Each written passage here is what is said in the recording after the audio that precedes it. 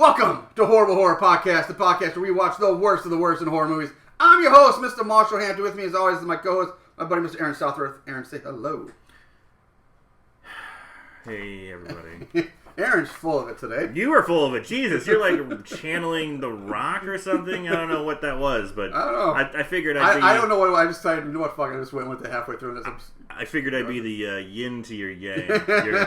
The calming yin to your raging yang. I don't know about raging, but... Because that was a pretty raging intro. But hi, everybody out to a there. movie that does not deserve it. Oh, this is something. Anyway, this week's movie is Bedeviled. Before we do that, I first want to send a shout out. I can't talk to Katie O'Brien. This was her suggestion for a movie for us. She emailed us at sobaditscary@gmail.com through our website, and this was her suggestion. So, Katie, thanks for listening, Katie. Thanks for listening. Thanks for listening, Katie. Thanks for your suggestion. We took it under. We did it. We're doing it. We're doing it right now. And if anybody else wants to do any suggestions or anything, of course, you can find us on Facebook, Instagram, social, or Twitter. Our Twitter handle is @sobaditscary. We're on all the platforms. We're pretty much everywhere. And like Marshall said, send us an email or check out our website. HorribleHorrorPodcast.com. That is correct. Oh, man. Alright, moving right on to Bedeviled. This movie was released on October 22nd of 2016. So, relatively new. Relatively, sort of. So, yeah. this is... 3 years. This is definitely... 3 years. Well, this is like... it definitely falls under a specific generation. It's definitely a millennial horror movie. Yeah. And that's fine. You know, that's fine. But... and there goes that demographic. The millennial demographic, yeah. Sorry, all you millennials. No, just this type of movie. That's what that was. I have hope for you guys to come out with some good ones, but so far we've had some. The problem is, it's not so much the people in it. It's written and directed by the Vang brothers, V-A-N-G, Vang brothers. So I don't know if they're millennials or what they're the blame for this. They're the ones who are ultimately to blame for this. Ultimately to blame. Writers, directors, and if you're pulling double duty, then it's 100% on you. Written, directed, and produced, I believe. Yep. Partially produced, yeah. Yes. So they had all their fingers in this. Yep. All the fingers and them toes. You can find this turd of a movie on Amazon Tubi. Tell us how you really feel. Which is kind of hard. Like I've never heard of. Now I'm seeing it pop up a lot of places now. So Nachos McWerewolf, friend of the show, he was on the episode with which episode did we do? It was just 2 episodes ago. Lake Fear 3. Thank you, Lake Fear 3. But he said that he's been using the Tubi a lot. Too much. So back to Bedeviled. Let's talk about the cast. We do not want to do this movie. Really, yeah. We're talking about everything else. Let's find every excuse not to talk about this movie. All right, so our lead girl is Alice. She's played by Saxon Sarbino. I thought that was Lindsay Lohan. You know what's funny? There's a part later in the movie. I was like, the way she's talking and her cadence, the way she's talking. I was like, she sounds so much like Lindsay Lohan right now. She looks like the young, beachy. She looks. I will say this girl is super hot. She is beautiful girl, great vibe, great face, really pretty. Really liked her. I had no problem with her in the movie. Really, she's only got 19 credits in her name. She was in 9 episodes of a TV show called Freakish, and she was in the 2015 Poltergeist remake, not Poultrygeist, and the 2010 remake of I Spit on Your Grave. So she has some horror chops in her background. Right on. Dan is played by Brandon Suho, Asian fella, and he's got 32 credits. He was Tran, which is the kid in the Flaming Dragon compound in Tropic Thunder. Yes. He was that little kid. The one who loves Simple Jack. Yeah. He was also... I'm sorry. I'm just thinking of Tropic Thunder now and I'm loving it. You never go full retard. Oh! He was also young Storm Shadow in G.I. Joe: Rise of Cobra. Huh. And he does the voice of Beast Boy in Justice League vs. Teen Titans and Teen Titans: The Judas Contract. My kid is a huge Teen Titans Go fan, so we know all about Beast Boy and that. Let's see. Gavin's played by Carson Boatman. He's got 9 credits, including his very first role was in Devilish Charm, which is a David DiCaprio joint, which sadly I have seen. Because I was like, oh, maybe this would be for the show, and it could easily be. It fucking sucks. Anyway, and then we have Nikki, played by Alexis G. Zoll. She's got 40 credits. She's probably the most experienced person in the cast, and she's in it the shortest amount of time. She was one of the girls who played Jackie Geary, Adam's girlfriend on the hit show The Goldbergs. She's the newest version of Jackie. She does the voice of Lois Lane in DC's Superhero Girls and the Superhero High stuff, cartoons and movies, which again, my daughter loves those. And she's also in Ouija, Origin of Evil, so she does have some horror background as well. Yeah. And that's really all we're going to mention about the cast. So, here we go with Bedeviled. So, the movie. Okay, the movie. Here we go. We open with a shot of a broken cell phone. The camera pans up and over to Nikki, who is sitting in her dark bedroom just kind of staring at a wall or out the window. Her mom comes in, tries to talk to her, but Nikki, like I said, just sits there in like this trance-like state. Her mom leaves. The room's completely dark. And she's like, "Hey, honey, you've been in here for days." Something like that. All right, well, we're leaving. Yeah, bye. Great parenting right there. The mom leaves, and then we see a shadowy figure dart across the room behind Nikki. She gets up at this point, starts to wander around her house in the dark. And when I say in the dark, I mean everything is covered in a blue filter. There is so much blue lighting in this film that it would make Eiffel 65 lose its goddamn mind. I knew you were going to drop an Eiffel 65 reference as soon as he said, "There's so much blue." I'm like, he's going there. You know what's coming next. I know where you're going, baby.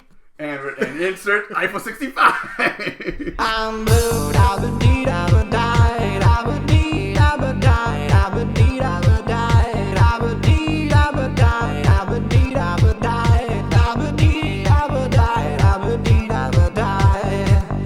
I'm blue, I've been deed, I've been died, I've been deed, I've been died, I've been deed, I've been died, I've been deed, I've been died, I've been deed, I've been died, I've been deed, I've been died, I've been deed, I've been died. So, yeah, blue dance break for everybody there. You're going to need the energy to get through this. Yeah, I gotta keep my energy up. So Mickey makes her way into her kitchen where a tiny toy car comes rolling out of the darkness, stopping at her feet. She looks up and sees an overly elongated person rise up from the shadows who also has like elongated fingers and like really distorted body appendages. It's in the shadow. It's kind of rising up from the table, like it's just rising up from the inflatable arm tube man. It kind of is rising, like a very slow motion rise of that spooky version. We never get a clear shot of exactly what it looks like. Yeah, of what it looks like. But I thought it looked kind of cool. I didn't hate it. I will say that I didn't hate it. I agree. I'm with you on that one. It does give Nikki like an evil, toothy grin. You see it from like the chin to like the tip of the nose, right? So the mouth area. She screams, runs away back upstairs. Now instead of running through the door or hiding somewhere, she decides to just stop at the end of the hallway and stand there. She turns around and sees the hallway is empty behind her, but then she sees the contorted shadow of this thing turning the corner and it comes charging at her like just a fucking bull, and it's like just run. Yeah. Again, instead of quickly opening and closing the door, which she's standing right in front of, she just stands there and screams as this thing barrels down the hallway, charging at her. The camera switches to a POV shot of the creature thing, whatever, charging her, and Nikki screaming, cut, and that's it. And then we cut away to Nikki's house post Nikki's funeral. Yeah, so and then it's hard cut. Bam! Yeah. Hard cut. Now it's daytime. There's a wake going on. They show pictures of her. So obviously Nikki fucking bought the farm. So that's where we are. So that's how the movie starts. And so at this funeral scene, we meet the rest of her friend. We meet her friend's family. Her posse, if you will. And we meet our main girl Alice and the rest of our main cast of run-of-the-mill characters. There's nothing special about any of these people. One used to be emo, which I think they say. I will say, okay, we already commented Alice is a good-looking girl, and so is Haley for that matter. The girls are pretty good. I mean, they're all good-looking people, you know. For the most, pretty much. I mean, Clay's good-looking, and the Aiden or whatever their fucking names are. They all just like stock good-looking people that are like look like they can pass for teenagers. Yeah, and we learned that Nikki and Cody, the black guy, were dating. That they were kind of a thing. And now the film starts jumping around a lot. It goes from like scene to scene to scene to scene.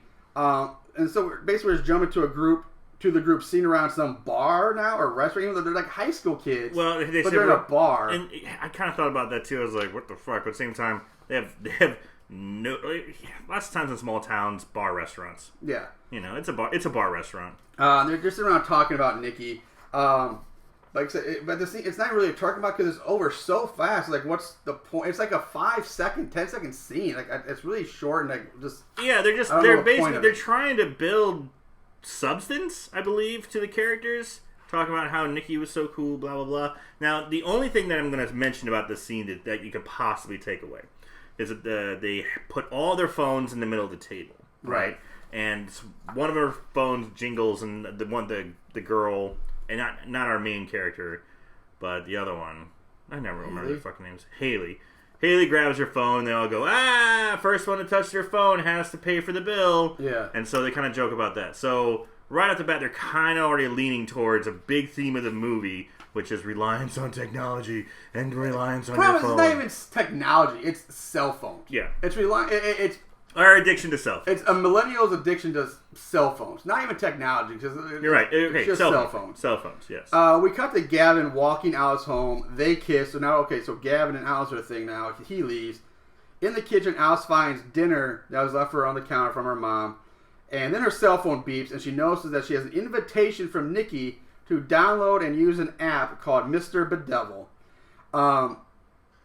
Which I think is weird. Like, is that a thing? Because I've never given an invitation for people to say, hey, join. Like, not, I'll get a text, hey, you should, do you have this app? Like, you send me all the time, like, the money apps. Like, hey, do you have that money app to transfer money? And, like, no, I don't have it. But I don't get it, like, the app itself saying, hey, so-and-so's inviting you to join this app. I did for games. But it was like, just, if you had push notifications, it'd be like, hey, Johnny's playing Words with Friends. Why don't you play Words with Friends with Johnny? Because they have access to Johnny's Facebook group or Facebook friends, and they send it to all the Facebook friends. I'll correct so yeah. shit with like that that one, did yeah. happen. I would get with games, game invites. So it's but they explain it very well. It's like this stuff can happen. So I was okay with it. Okay.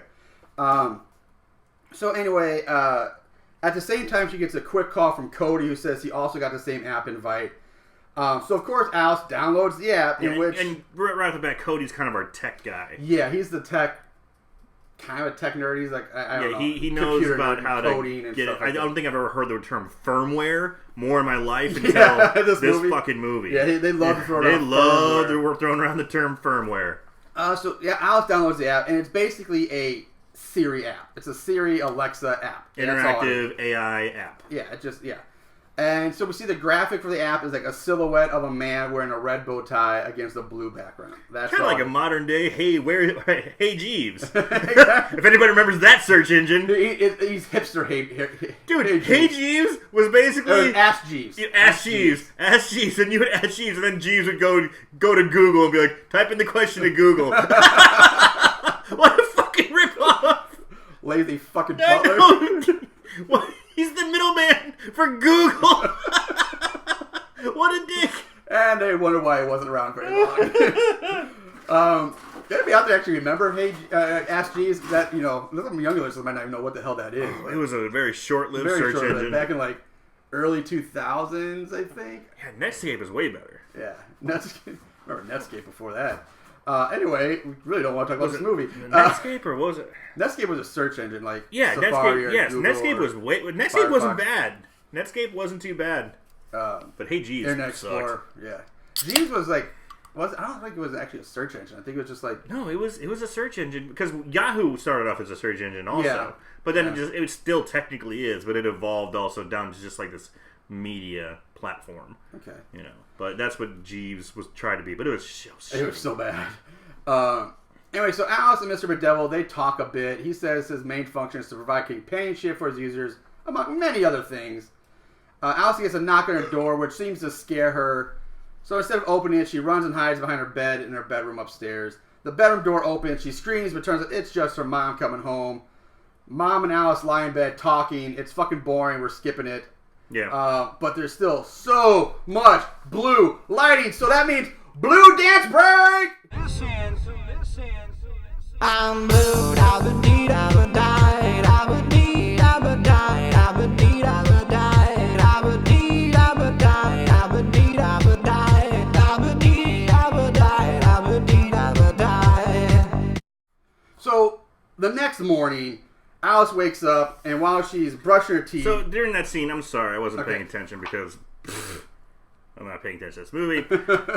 Did you mention this is where she talked to her mom saying that she was scared of her grandma? No, yes, this is where it mentions, but it's like, I was so bored. I'm like, I know, but we still got to take away parts that are pivotal to the plot. She does talk about how her grandma used to give her the creeps because she had Alzheimer's and was a fucking weirdo. And yeah, when you're a young kid and you meet your grandmother or great grandmother, you're not meeting them at their best point in life. Dementia could be a motherfucker where they're just going fire, fire, fire, or something weird like that.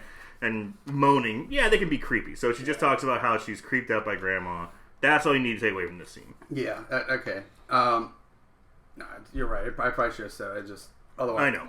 Anyway, so Alice, next morning, she's brushing her teeth. She notices that she now has a small, light red, kind of almost birthmark-looking mark on her shoulder, the front of her shoulder. You mean the V for Vendetta symbol? Yeah, it's exactly. Because I looked it up. I was like, what the fuck? That's V for Vendetta. And I looked it up, and I'm like, holy shit, they're ripping off the insignia from V for Vendetta. This movie rips off a lot of stuff. There's a lot of things that V for Vendetta is an awesome movie.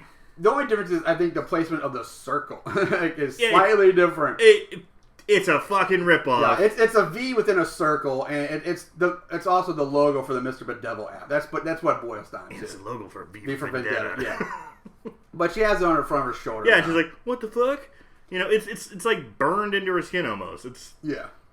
So we cut to school where Dan and Gavin are asking Mr. Bedeviled about Bridget the Midget porn movies. Up comes Cody. Here we learn, this is where we learn how he's the tech guy. He's the tech guy. Jump to Alice writing bad poetry in class while her teacher talks about fear and how people can die from fear and blah, blah, blah. Here she talks about how the older teacher's hot. Yeah, she gets text messages from Haley saying, I want to fuck the teacher. Which never comes back up. No, it doesn't. It's like a 5-minute scene talking about how hot the teacher is. He's old, oh god. And never comes back. And he's not even that old. He's like, they're supposed to be like 18. He's like, maybe late 20s, early 30s. Oh no, dude. He's like 45. Was he? Yeah. I'm thinking he's old. I think he's that old, but okay. No, we're old. He's older than us, so yeah, he's fucking old. Alright, well, I apologize. I'm thinking of somebody else. No worries. But you know what? Speaking of ripping things off, this movie, this type of scene, you kind of see a lot now in horror movies. But I will always think of it. Always takes me back to the original Halloween, where Jamie Lee Curtis is sitting in the back of the classroom, kind of daydreaming, and the teacher's talking about, I think it's Frankenstein's monster or the boogeyman, like this fear and all this and what it means. And we get the same shit here, like fear, and we can die of fear, and it's the same thing. It's hard to say that you're copying off of something that was around for 40 years. Yeah. I think it's definitely you could say you're influenced by it. Yeah. Because I'm not saying it's kind of, and I also get the it's hard to show kids, without having that comparison of kids in the classroom trying to do this, but that's the kind of first, and always the first thing that pops in my mind when I see these things. I didn't mind it. I'm not saying I mind it, just it's the first thing that pops in my mind. Okay, yeah, fair enough. We're talking about taking things from other movies. Yeah. This is another thing that pops in my head. Alice continues to write and do a notebook. She looks up, the camera zooms out, and we see that now she's sitting in an empty classroom. She looks around in confusion, then back at her notebook, and now she sees the Mr. Bedeviled V for Vendetta logo written in blood on her notebook page.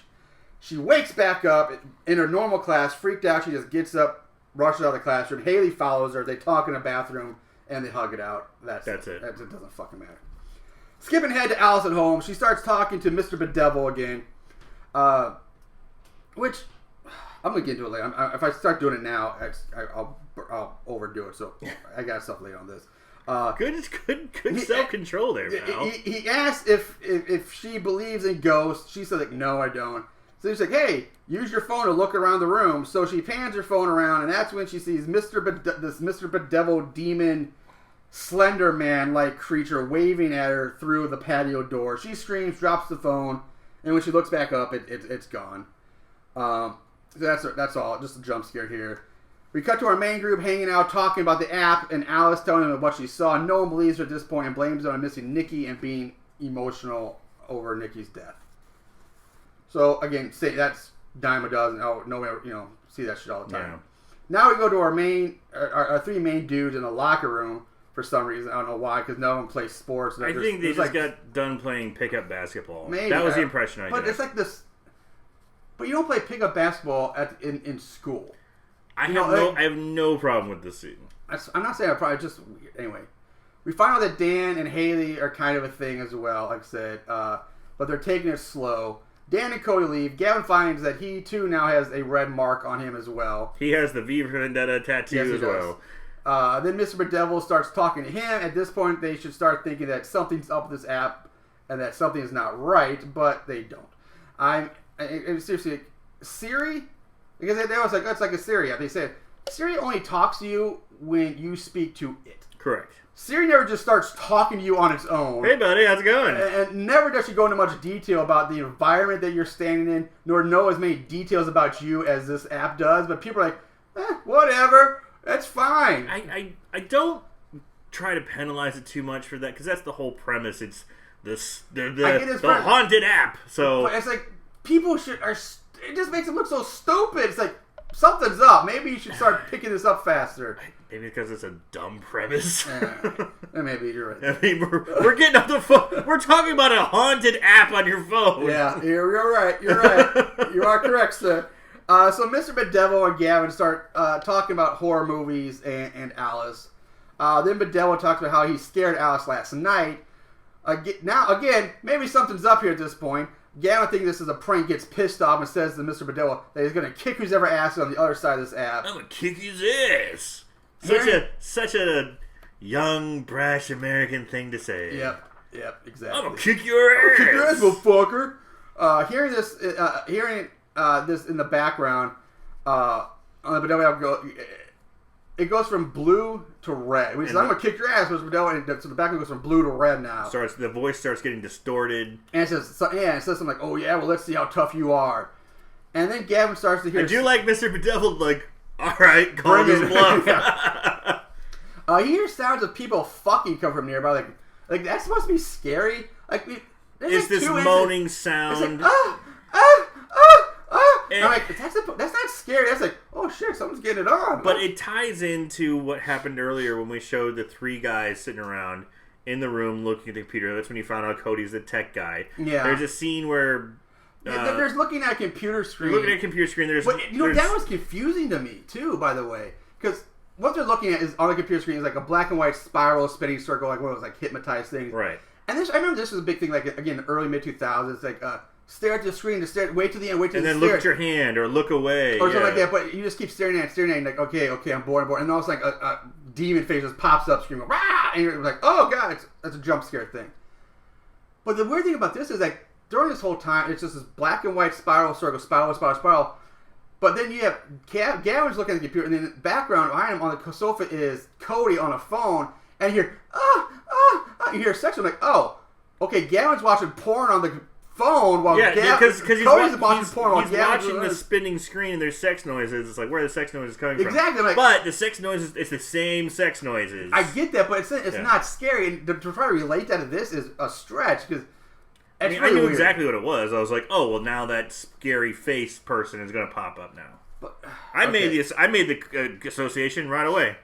Get with it, Marshall. God damn it! I guess, You just don't get millennials. You just don't get us, man. All right, you're just too old. We put sex out on everything. I mean, that's just a thing. So so he's wandering around looking for the source of the fucking. He doesn't see anything. He looks up at one of those like rounded mirrors you kind of see in a gym locker, like in the corners of convenient markets. Security mirrors, yeah. Security mirrors. And he sees someone standing behind him in the mirror. When he spins around, there's nobody there. So he looks back into the mirror, and at this time he sees a creepy female clown in a nurse's uniform. Right. Which, again, is really weird, because I don't understand the clown. I don't get the nurses. Or the nurse's uniform either. Well, he says he's scared of clowns, so I get it. Okay, well, his fear is clowns. But the nurses... but the nurse's outfit? I don't get that at all. Yeah, I don't get that either. So he spins back around and is face to face with a creepy nurse clown who laughs, like screaming, it's laughing. like a laugh scream in his face, and then just disappears, just vanishes. So now we cut to Cody riding home on a city bus. He has a conversation with a white lady about Negrophobia, which whatever. The lady like clutches her pearls when she sees a black man. Yeah. In the city. Jesus Jesus Christ! Bus. He's like on the metro in the city. It's like, really, lady? If you're living in the city and you clutch your pearls at the side of a black man, it's like, you need to get the fuck out of that city then, because you're just gonna have a heart attack every time you turn around. Yeah. I live in the city. You live outside the city, and Yeah, there's black people everywhere. Yeah. Because it's the fucking city. But it's just the scene. Because it's just normal. Like, I don't understand the point of this scene. Like, it's such... I was... The negrophobia and all that's... Like, okay, we're trying to... Like, Cody's... Like, are we trying to rise above racism? Or, like this... It's just kind of... I don't know if it's supposed to be preachy or pretentious or what. It's like... There's woke no or whatever. It's just no real point to this at all. I was really hoping just to have Cody be Cody. Yeah. And not have anything to do with... But then he gets preachy. No, and that just... It does. Yeah, it kind of does. I mean, it's... I get it's part of the fucking times we live in, sure. But at the same time, I just watched a Night of the Living Dead documentary, 1968. You want to talk about, the times and civil rights and all that, all the craziness that was going on then. They made Night of the Living Dead with a black lead, and they didn't say anything about his race, anything there was no social commentary in the movie at all. I mean, but that's what made it so powerful, too. Because there was that's what made it so good, because no one cared that he was a black man slapping a white woman, which in 1968 was incredibly controversial. But it happened because he was just a guy trying to survive this thing. Here's a guy who's just trying to write and then all of a sudden it's just like, come on, man, I understand. I get enough of it in real life. So I get enough of it in real life. I don't need it in my horror movies. Yeah, I just want him to be I don't care. Just let him be First of all, he's already a techie black guy, so that's also his already. He's just a guy. He's just his unicorn. He's the tech guy. Tech guy. So that's his unicorn, whatever. So fine, so be it. But now they have to keep, slamming it down that he's not like the ghetto gangster black guy. He's just a dude. But it gets worse. The white lady comes in, sits down, and he clenches her bag a little tighter. He starts whistling Chopin, and she's like, "Oh, Chopin." I like Chopin. That's a great piece. He rambles out whatever movement or piece it is, and I'm like, okay, leave it there. Yeah. Just leave it there, and that's fine. But no, they have to keep going. He has to go over to her now, sit down, and explain well, I do this because it makes white people like you less nervous around me. And you know what? You're afraid of me, but I'm honestly more afraid of you white people hauling around those guns in your purses and blah, blah, blah, and I'm way afraid of cops. I'm like, are you really doing this Black Lives Matter bullshit now? And this is his big afraid. He's afraid of cops. That's I guess maybe the point of the scene is but that's how we get there. We have to have some white guilt or Black Lives Matter bullshit going into this scene. It was ham-handed. Yeah. I don't mind getting there. It's the way you get there. I mean, I still think it's important to have some social commentary here and there. But I think it would have been more effective. I honestly think it would have been more effective if they wouldn't even touch it. Just leave it at the Chopin thing and been fine. It gets to that point just a little more subtly. But subtle is better at this when it comes to this type of stuff. Exactly what I'm trying to say. Subtle is better. Yeah. So, instead of this ham-handed attempt at and just force feeding it to you. Yeah. So time passes. Cody starts asking Mr. Bedeviled about finding him some food. Bedeviled tells Cody he's not his bitch, and that sorry that Cody's bitch is dead. So he's still not thinking anything's wrong with his app, but obviously something is. The app knows that Nikki's dead, and is cursing at you now. Also, it's kind of racist because the pizza's closed, Chinese stores, but there's some chicken and waffles open. It's totally racist. Yeah, so, I mean, again, it's the. But Cody's like, hey, all right, I can go for chicken and waffles, so he plays along with it, but whatever. Again, it's that ham-handed attempt at, Cody gets off the bus, walks for a while. More blue lighting, some more blue dance party! Oh, good God.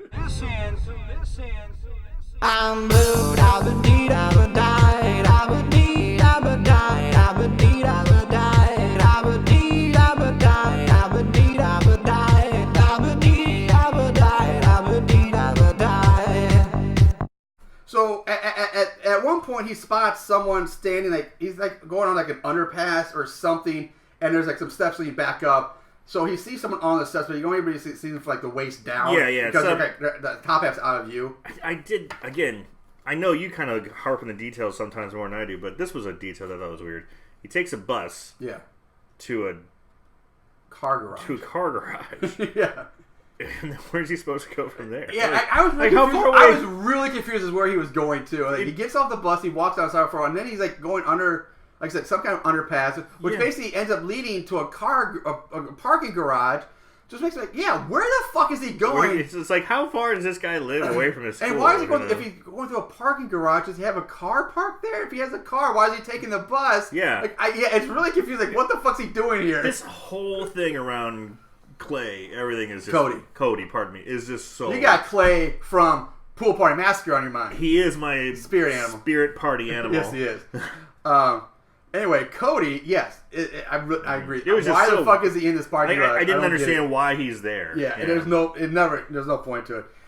Anyway, so he can't see the person's, he always sees the legs.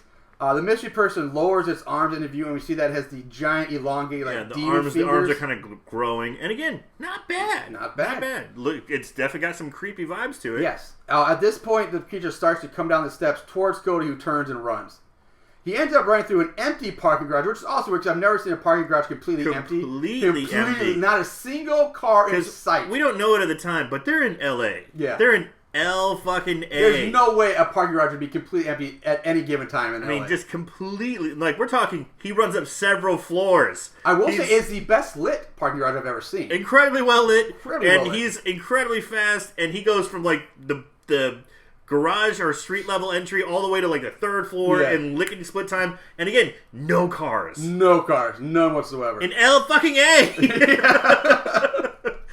One of the most traffic-ridden places in the world. But what does he find in the parking garage? Empty parking garage with absolutely nothing. He finds a cop just walking through the empty parking garage, not going to his cop car because there's no cars. Sure. Just some random uniformed cop just walking through a parking garage. Distance in the parking garage. So he chases down the cop looking for help. The cop stops with his back to Cody and then starts to whistle. The cop turns around to face Cody. We see the cop is wearing a red bow tie and is smiling an unnormally large smile. Got a real toothy, creepy grin. Yes. Whistling Chopin. Again, Cody turns, runs away. He makes it out of the parking garage where he then just sucker punches a homeless guy for pretty much no reason whatsoever and runs away. I'm like, what? He runs up the ramp, turns the corner, the homeless guy's there, and he just like punches him in the face. He's like, "Oh, sorry, dude," and then just runs away again. I'm like, what the I fuck? felt bad for the homeless guy. I know. He punches the homeless guy. The homeless guy's trying to give him his wallet. He's like, I'm sorry. Just, you scared me. I'm sorry. And then he runs off. And I'm like, that's a really weird scene. Yeah. That scene really didn't need to be there. Did not need to be. You can just show him running out of the parking garage away from the car. You don't need to show him sucker punching a homeless dude. Punching a homeless Like, what's the social commentary on that? Like, why are you punching homeless people? I know. Like, get off our parking garages, homeless people. Punch. Like, what? Maybe the Vang brothers just hate the homeless. Maybe. And they're just like, I'm so sick of the homeless being around all the time. Let's just have a scene where he punch one. Yeah. Jesus.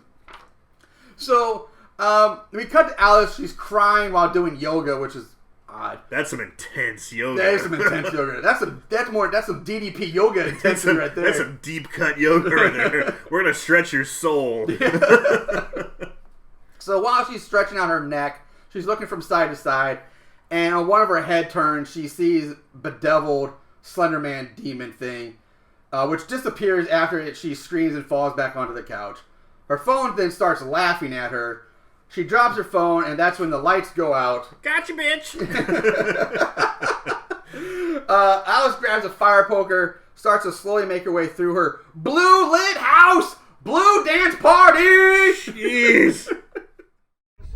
I'm blue, I've been deed, I've been died, I've been deed, I've been died, I've been deed, I've been died, I've been deed, I've been died, I've been deed, I've been died, I've been deed, I've been died, I've been deed, I've been died. She heads up the stairs. Why, I don't fucking know. Like I said, hell, this is our theme song. She should be going out the front fucking running door upstairs now. instead of out the Just door. go out your phone is fucking laughing at you now.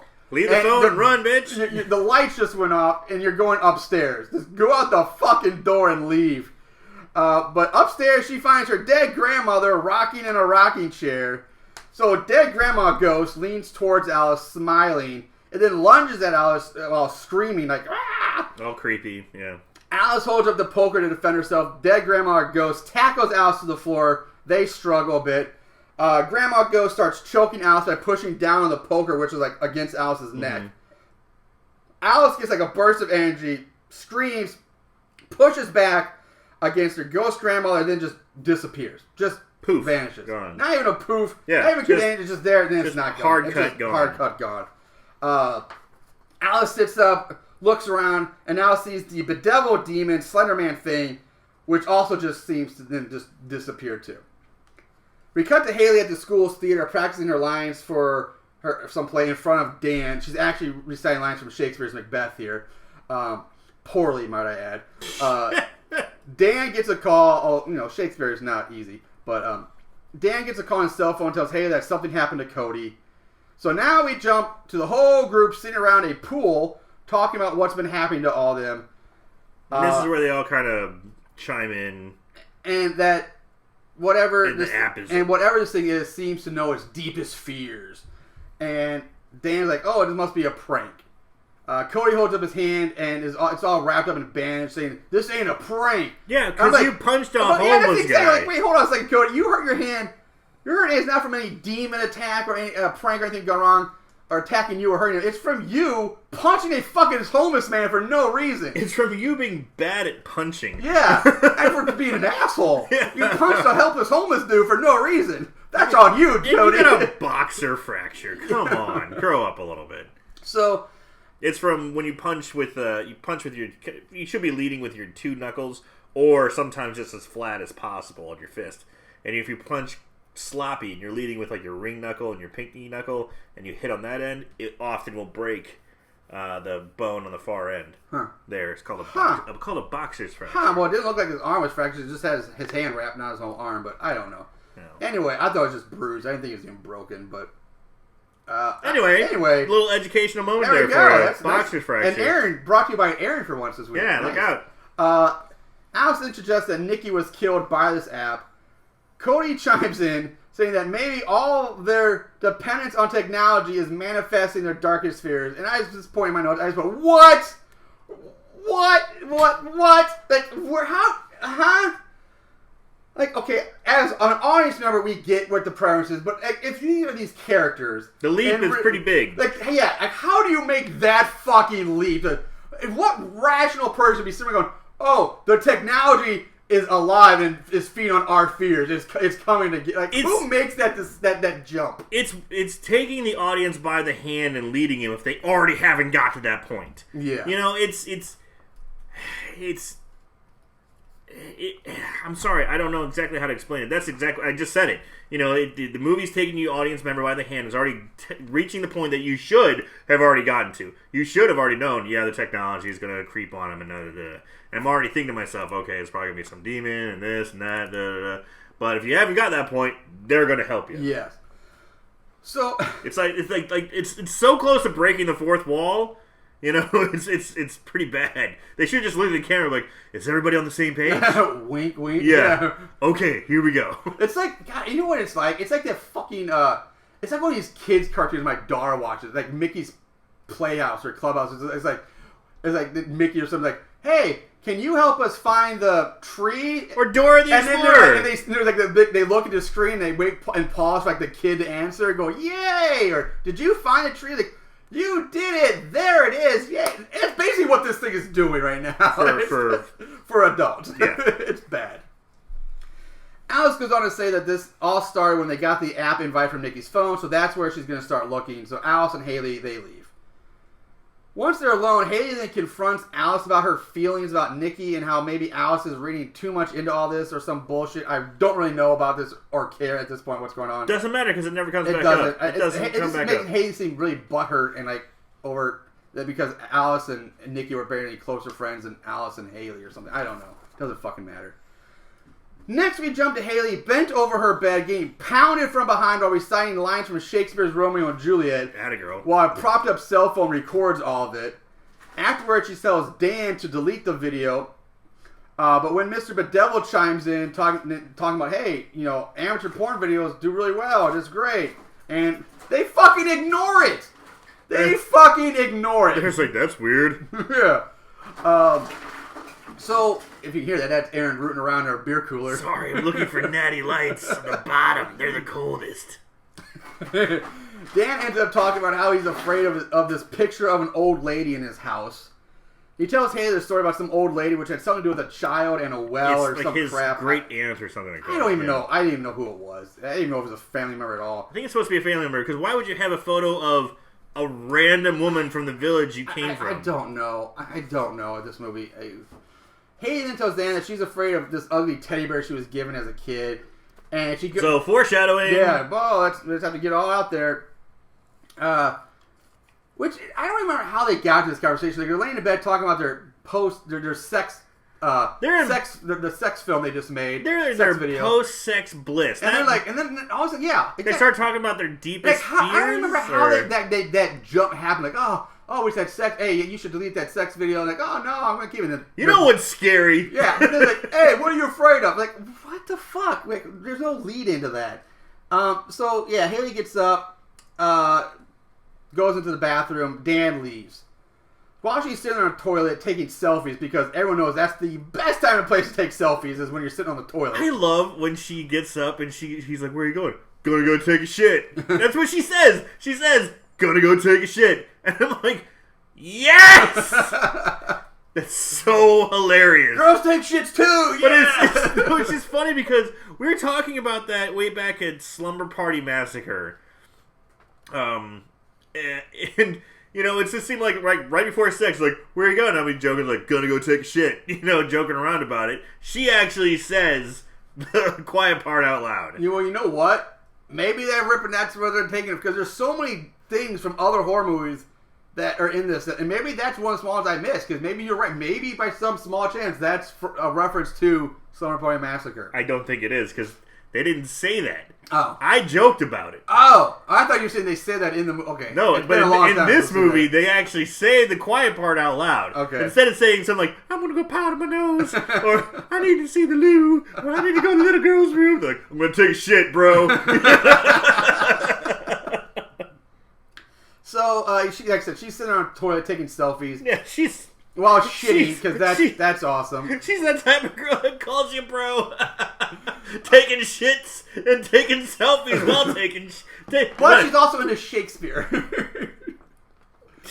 She's a worldly woman. I want to know more about her. Haley she's like, all these characters pretty one-dimensional, but I'm like, there's a little more depth there. She likes shit and selfies and Shakespeare. So 3 S's. Yeah, shit, selfies, and Shakespeare. Hashtag the 3 S's. We're going to trademark that shit. Mr. Bedeviled starts talking to her and asks her if she would like to hear a joke. He says, knock, knock. And when Haley says, who's there? Someone bangs on her bathroom door. At first, she thinks it's Dan just fucking with her. Cut it out, dude. Cut it out, bro. Yeah. Haley leaves the bathroom, doesn't see Dan anywhere. She goes over to her closet, which is cracked open a bit. And as she gets closer to it, we see a giant, elongated demon hand thing reach out, grab Haley by the head. She screams, stumbles backwards, falls under her bed. The hand vanishes, but we hear some lingering laughter. Yeah, so it's like the intense build-up. Something grabs her. She scuttles back to the bed. Yes. You hear this kind of laughter, and then cut away. Cut away. And I'm like, what are you doing? Yeah, it's like, what? This movie is... There was something happening. That wasn't over. That was getting started. This movie is the equivalent of the ultimate cock tease, the pussy tease. It's like, put the tip in, but that's all you're getting. You put the tip in and pull it out. And that's it. All right, when everything starts getting good, it cuts away to more bullshit. I was like, okay, they did a good job of setting it up and being scary and the weird stuff and the head grab, and she gets away, she's on the bed, and they're focusing on the door, the creepy laugh, and then we cut. Yeah. Hard cut. Yeah. There's nothing that's like, it's... And it does it all the time. It's getting started. It's not ending. Nope. Fuck. Yeah, that's another... This is right when it starts, not the end of it. We come back to Alice and Cody. Alice is giving Cody Nikki's phone, and he tells her he'll try to see what he can find out by, I guess, doing his techie wizard magic on it. You must master your dungeon quest. Solve the phone's problem. Sorry. Then we cut to Dan, who's out on the streets. He stops to call Haley, but the call gets interrupted by Mr. Bedeviled, telling him that Dan's video has been uploaded to Instagram. We then jump to Dan at the theater looking for Haley. Excuse me. Jesus. What was that? Those natty lights. Or those Coors lights. Coors lights got me. Pardon me. We jump to Dan at the theater looking for Haley. He finds her standing on the stage alone with her back to him. A quick camera shot of from the front shows that she has a large, toothy smile on her face. So it's not Haley. Yeah. Dan stops, looks down at his phone, which is now ringing and showing that Haley is calling him. The Haley on the stage starts to laugh. Dan answers the phone. A scared Haley on the other end asks him, "Hey, I need you to come over right now." I got scared. I don't know. Dan looks up at Haley on the stage, which has now turned into the old woman from the picture that he's afraid of, who looks like a soggy, wet, bloated corpse. Cool. Dan turns, runs for the exits, and the corpse lady just keeps like teleporting from one spot to another as Dan runs by. He's running up the aisle, and he looks to the left. There she is. Looks to the right. There she is. Yeah, looks up. She's on the balcony. It was kind of cool. But it doesn't matter because Dan makes it out of the theater, no problem. He gets away, and it's like that is a good indication that the scene is over. Yeah. He gets out the door and gets outside. Okay, the scene's over. Instead of that scene we had earlier with the closet pushing the girl on the bed, and it was just over. Yeah. Right. But there was no indication it was over. At least this was clear.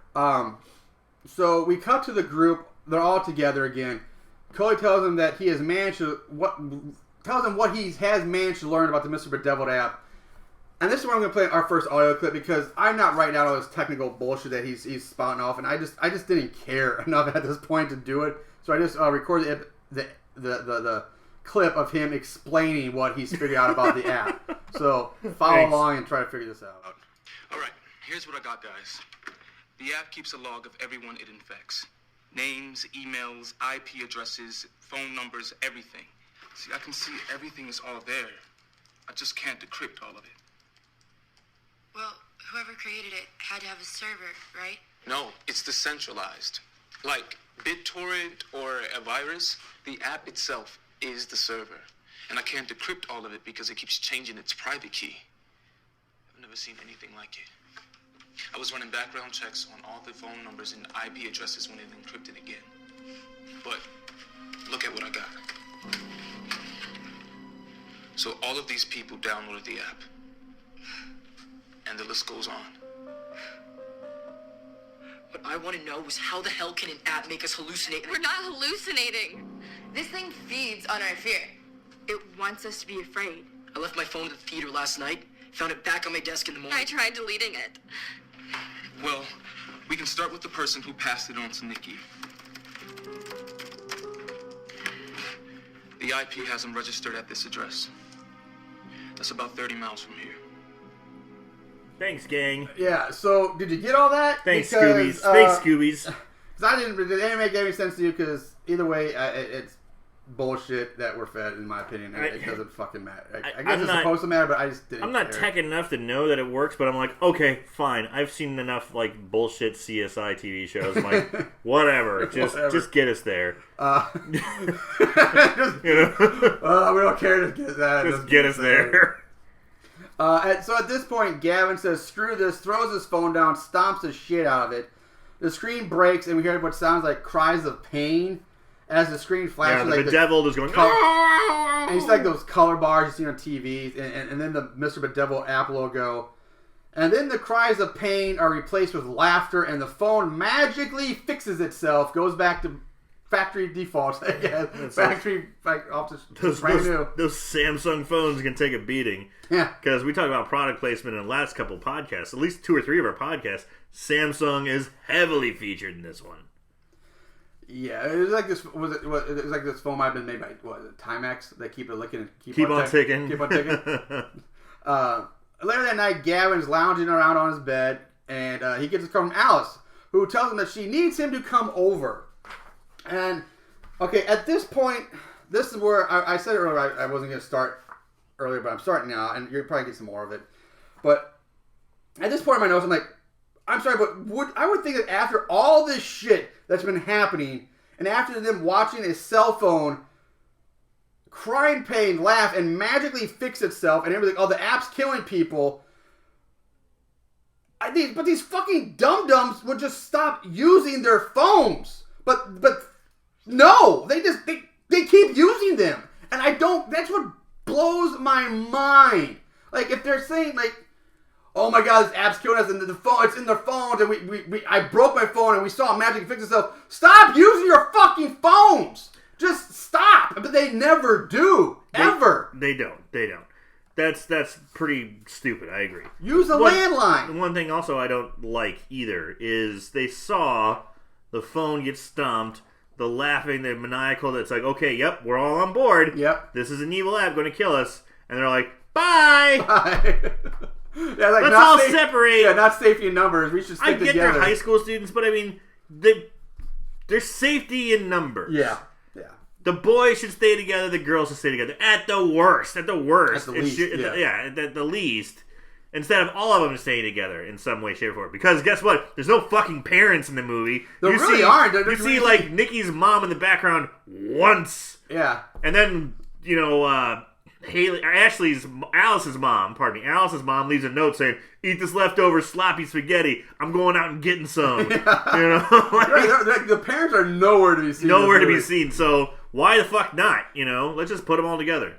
So, of course, Gavin agrees to come over. He rushes over to Alice's house. He goes inside, finds the house empty. His phone rings. It's Allison, who's basically tells him, come closer. So basically like a game of like hot and cold or some crap like that. Yeah. Gavin wanders around the house, which is filled with, guess what? Blue light! Good God. Dance break! I'm blue, I've been deed, I've been died, I've been deed, I've been died, I've been deed, I've been died, I've been deed, I've been died, I've been deed, I've been died, I've been deed, I've been died, I've been deed, I've been died. There's just so much blue light. There's so much blue in this movie. They never turn on the lights, ever. Never. That's another thing. They don't even try. They're like, lights are on. I guess lights are on. I guess we're fucked. I guess that's it. I guess I gotta wander around in this dark blue light everywhere. We can't live without our cell phones. And apparently we don't know how to turn on a light switch either. Turning on lights is so lame. Ugh, that's so 1980s. So yeah, he went around blue light. He finds a red balloon floating in the room. So now, like I said, we're ripping off it. Very it. That's all it is. Gavin walks right up to the balloon, which it pops in its face. After it pops, Gavin finds himself face to face with a demon clown. I guess more it there, but he did. Gavin turns, runs through the house, up the stairs. More clowns. Once he up the stairs, all the doors on the landing begin to open, and evil clowns coming out of each door. And then the movie just, again, fucking cuts away to what I guess is the next morning, and Al's pulling up out front of the house. So she's getting chased by clowns. He's like, oh no! And he goes upstairs, more clowns! And it's not like he's backed against the wall and the clowns are closing in and they fade away. No, he could easily run back down the stairs. Yeah, it's just like he's just kind of like, oh, more clowns! And like, oh boy, he sure looks like he might be fucked. And then cut. Yeah. And cut. That's totally, this movie is a giant cock tease. It's all it is. It's just... Because I'm like, okay, something's finally fucking happening. Here he is. He's going to fight these clowns, or he's going to get killed by the clowns, or something like... We're going to see something happen. You see something. Nope. So Alice enters her house, sees Gavin sitting in a chair looking out a window with his back to her, which we've seen a bajillion times already in this movie. She slowly walks up to him. When she gets close enough to him to see something, like see his face, she screams. And then the camera just cuts away again to a shot of Gavin holding his cell phone and the Mr. Bedeviled app laughing on his phone. I guess he's dead. I guess you don't even see his face. You just see Gavin's hand holding a cell phone, and she's screaming. Bedeviled app is laughing. Cut to Gavin's dead body being rolled out on a gurney. Yep, I guess he's dead. Yeah, I guess he's dead. Sure. As detectives interview our 4 remaining characters who are now all at the house all of a sudden, which I don't know why they'd all be at the house. So the posse's there. The posse's there. Alice tells the detectives that she was with Haley last night. When she came home this morning, she found Gavin like that. And like what? Like what? Like we don't what? know. We don't know. We still have no idea what fucking happened to Gavin, how he died, what was he like? Please tell us, movie. We don't fucking know. Yeah, you're holding our hands on so much shit, and you're leaving us in the dark on so much, like, the good stuff. The good stuff you're leaving us in the dark on. Like, did he die from, like, the Joker gas from the first Batman movie where, he's got the weird smile. He died with a big smile on his face? Or like the girl from The Ring who was in the closet all wet and deformed, and you saw just a quick shot of that. The face all but man, talk about an iconic scare. Just something quick and easy to do. I mean, that movie was PG-13, but that scared the shit out of me, that scene. No, I'm glad you bring up Ring now, because I was going to bring it up later, but I'm going to do it now so I don't forget. if we want to talk about movies, and I guess you could kind of relate to this because it was VHS tapes, but still in a way kind of technology with the Ring. Similarity with the Ring. But that one did it right. Yes. If you're gonna do a stupid technology horror movie, and I guess again it's paranormal horror technology mix, I guess, which so is this. That one did it right. Granted, that was a PG-13 movie. This one I think is actually R, which I don't get why. Maybe really don't get why. Maybe the sex scene and maybe there might be some the F-bomb. sex scene's in the background. Yeah, and this you can't see you really don't see butt, much. a nipple, or anything. Yeah, you don't even. Yeah, she's and it's wearing a shirt when that short. Happens. Yeah, it is short. But The Ring did it right. That's like the one techno paranormal horror movie genre movie. Knocked it out of the park. I think did it right. There might be some other ones out there that I haven't seen, but that's the one that does it right. So anyway, the cops leave. The group sits around and talks about how and what they have to do something. Like, oh, we got to do something now. What are we going to do? Alice wants to know if Cody still has the address that he found linked to the app. He says, yep, I got it. Let's go. So, cut to Cody and Alice going door to door. Should have done this 20 minutes ago. Yep. Should have done it like 3 days ago. Yeah, 20 minutes in the movie, 3 days ago in the actual timeline of the movie. They break into the house. Like they do. They start breaking and entering into houses. They're knocking on the door. It's like, no one's home. Oh, let us break in. Well, this is where the signal came from.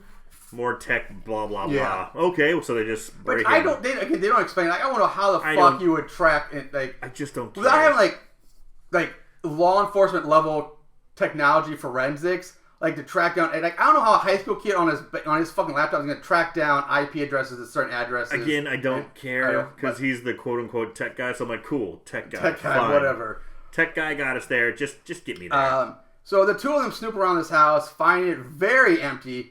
Except for a cardboard cutout of Abe Lincoln for some reason, which I thought was fun. Like, the house is like bare bones. There's nothing in the drawers, nothing in the fridge. There's like barely anything there. But a stand-up cardboard cutout of Abe Lincoln. Abe Lincoln at the end of the hall. And the black guy finds it. And he's like, all right, Abe. Yeah, he like thumbs up Abe Lincoln. I was like, is this another race thing we're getting shook? Like, what the fuck was Abe Lincoln? That was with anything in this movie. So weird. It was such a weird choice. This is the oddest thing.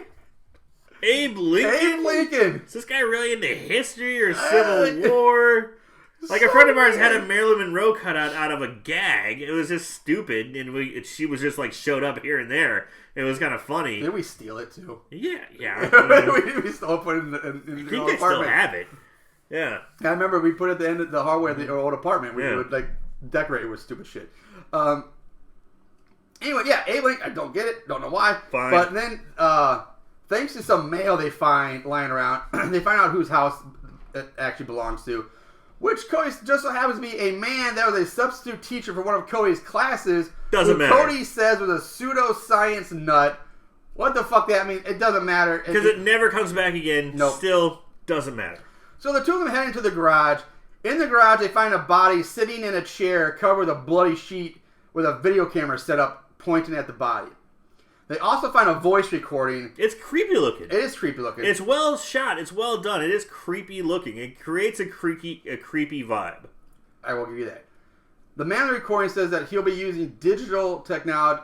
He'll be using analog because like this thing corrupts anything digital or something like that. And he basically is saying this is a ghost or a poltergeist or a demon that has come through the app, and once you invite it, it's attached to you. Yeah. So again, I'm saying fuck right again. I just want to play the clip because I have the clip of the recording because I'm not going to try to explain. Fine, but the thing is, it's like jumble. I felt this coming at the first 10 minutes of the movie. You know, I was like, oh, that's exactly what's happening. So. Right. But here's what the and again, it's kind of that situation. It's that same time of, if you don't know by now, the movie's going to help you. It's going to tell you. So yeah, here's the clip of the pseudoscience substitute teacher trying to explain the app or what it does or something. Figure it out for yourself.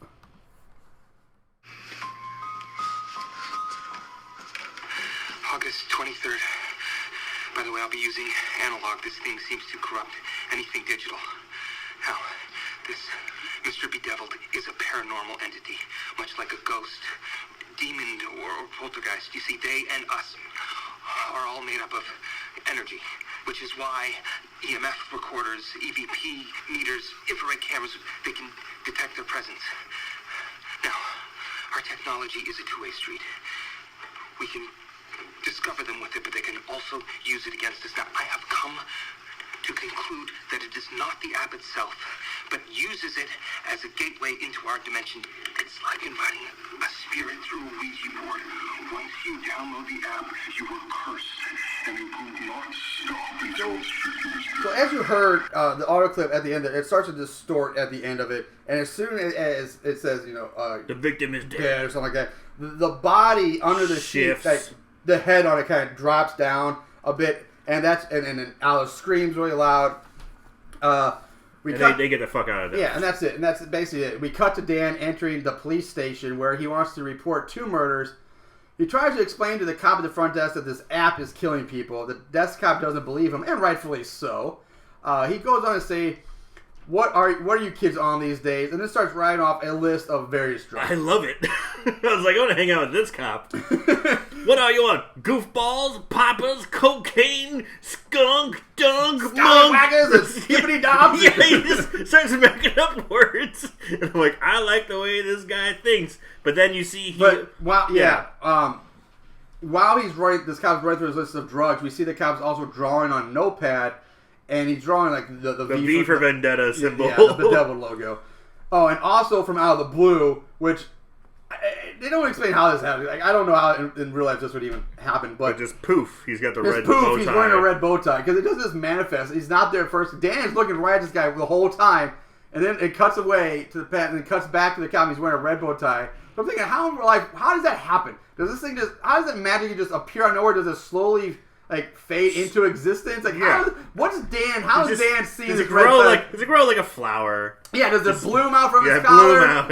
What is going on with it? But he's wearing a red bow tie now. It just manifests out thin air. And he gets frustrated and he leaves. Well, the cop's anger rant goes on, and climaxing is the cop yelling at Dan about Facebook, technology, and then how he's going to kill them all.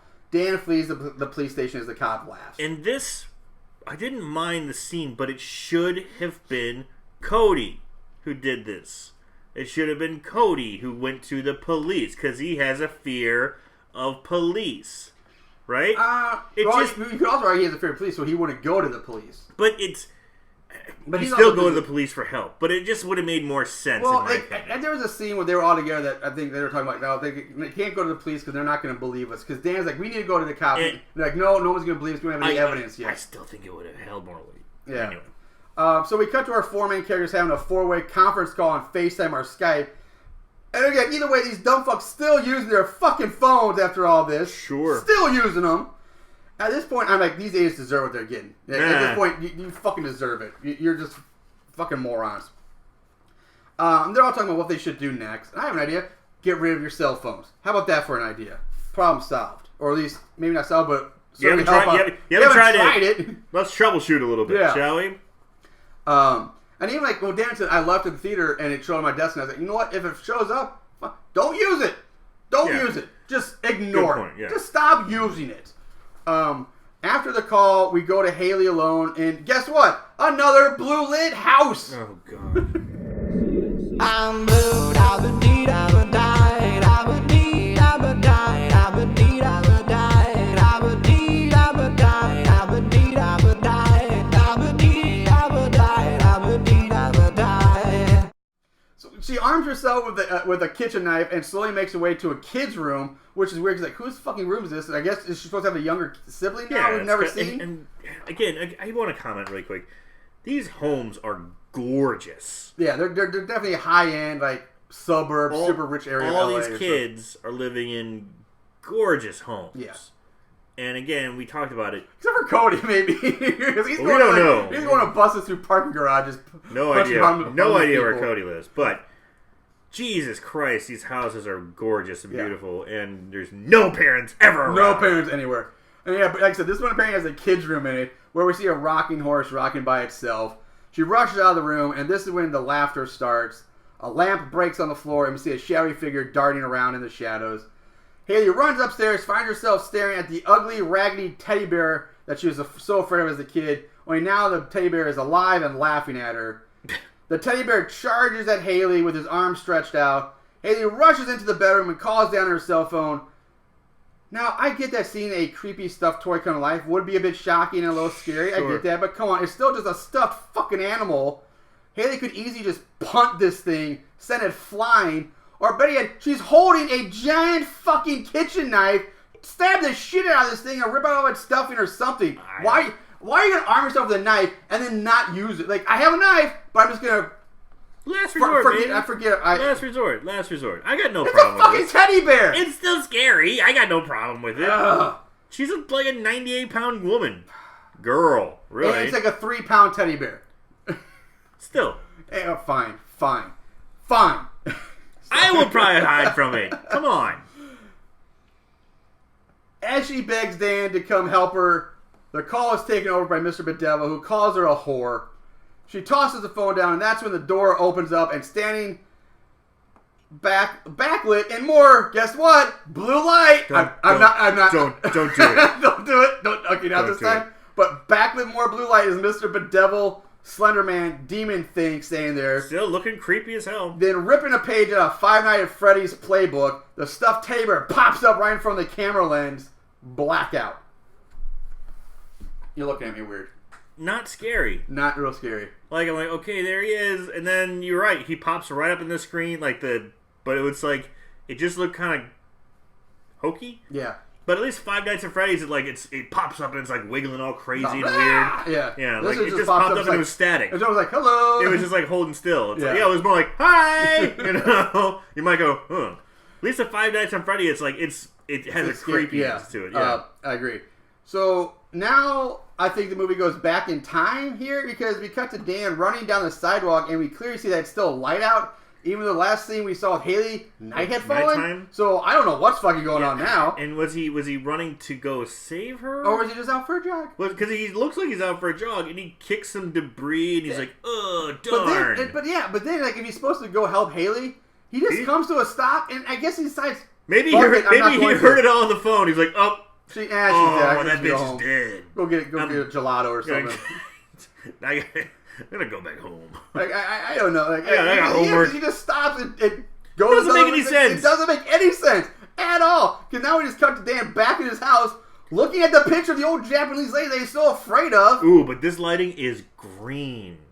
This is green, creepy lighting. I'm green, dabba dee dabba die, dabba dee dabba die, dabba dee dabba die. Only time they switch up the lighting. Yeah, you're right. I think this is a little green here. It's definitely green because I noticed it. It was like, oh, it's green lighting, and that would have been an interesting choice. I don't know how cool it would be or not. I mean, just off the top of my head, but each different person has a different fear. You know, the green waters of whatever for the drowning victim one. The cop one, maybe blue. Someone else have like a darker orange, a darker purple, a darker red. There's more light to play with than fucking blue. Oh, you said blue, the magic word. I'm blue, dabba dee dabba die, dabba dee dabba die, dabba dee dabba die, dabba dee dabba die, dabba dee dabba die, dabba dee dabba die, dabba dee dabba die. This is not Pee-wee's Playhouse, Marshall. If I just say the word blue, that doesn't mean you have to play that song. And everyone goes, ah! It's not the magic word. You're getting crazy with this. I might have to commandeer this podcast. All right, so he's in green light. He's back in green light. And behind him, we see the shadowy silhouette of the old lady ghost demon, or whatever the fuck it's supposed to be. Dan turns around, sees it, falls to the floor, scrambles backwards, and then we see the black, elongated hands of Mr. Bedeviled wrap around his shoulders. Dan's eyes go wide, cut to the smiling old dead lady's ghost face. Blackout. Gone. That's it. That's it again. We just have these creepy moments, and it's like, where's the payoff with the girl? Nothing. Where's the payoff with the guy? Nothing. They do a great job of building it. Yeah. And there's no finish. Nothing. Alright, so now we cut to Alice waking up on the couch on a bright, sunny day. Everything it's like zippity-doo-dah, birds are chirping, it's beautiful. She's startled awake by a dream flash of all of her dead friends dressed in black, wearing red bow ties, leaning over her and smiling. Creepy smiles. Yeah. As soon as she wakes up, Mr. Bedeviled starts talking to her through the phone. And again, I have my notes. Why the fuck are they still using their phones? Get rid of them. Jesus. And when she has this dream, she wakes up and she's basically like, yep, my friends are dead. Yep. She's pretty much gotten past it pretty quick. And so now she turns the TV on, and it's like she's watching like a televangelist or something, like talking and ranting about social media and other shit. And I said, at this point, I just don't fucking care anymore. All I do know is that he ends up saying something about teaching fear and then going into a laughing fit. Like, I'm going to teach you what fear is, or you'll learn fear. I don't know. I didn't care. It felt like they were trying to steal from the remake of the 2004 Dawn of the Dead. When the preacher gets on there and starts talking about how, you know, you have sinned against God, and, you know, homosexuals and abortions and not turning away from God. It's like the televangelist, and it's the guy who was in the original Day of the Dead, or Dawn of the Dead, the original Dawn of the Dead. Oh, was the black guy? Was he the same guy from that one? Yeah, I didn't realize that. Yeah. Never realized that. Sorry. Yeah, so it was, you know, that's what it felt like to me. I was like, okay, now you got this evangelistic, you know, the doom speaker. Exactly. Thank you. Yes. Anyway, so now we jump to Alice and Cody together. He started that he might have come up with a way to remove and uninstall the app. Again, I'm lost all my care to try to explain what this firmware. Yeah, you get that a lot. So again, we're just gonna play this clip. This one, Cody explains the removal process. So here we go. Remember how the app encrypts itself all the time? Okay. I was able to find that Samuel had been working on an algorithm that could detect this change. So what does that mean? That we can probably contain the app and uninstall it. Like a spyware removal software. Exactly, but at the firmware level. If we erase the app from our phones, we take away its ability to latch itself onto us. Samuel's code was incomplete. Then how do we get it to work? Not a problem. I was able to finish it up. Unbedeviler 1.0. So then why can't you just uninstall the app from your phone using Unbedeviler? I tried it, but it changes itself every time I try to uninstall. But when this thing comes into our world, it has to connect to the phone's hardware. I'm going to use those connections to bring it down. Are you sure this is going to work? No. So fair enough. Yeah, is it going to work? No. So there's that. Sound like a bunch of bullshit technical version of Nightmare on Elm Street to me when they try to like pull Freddy out of their dreams. It's like that's basically what they're doing here. It's just a technology version. We're going to pull him out of the app. Yeah. It's like we're going to pull Freddy out of our dreams. We're going to be able to get through this.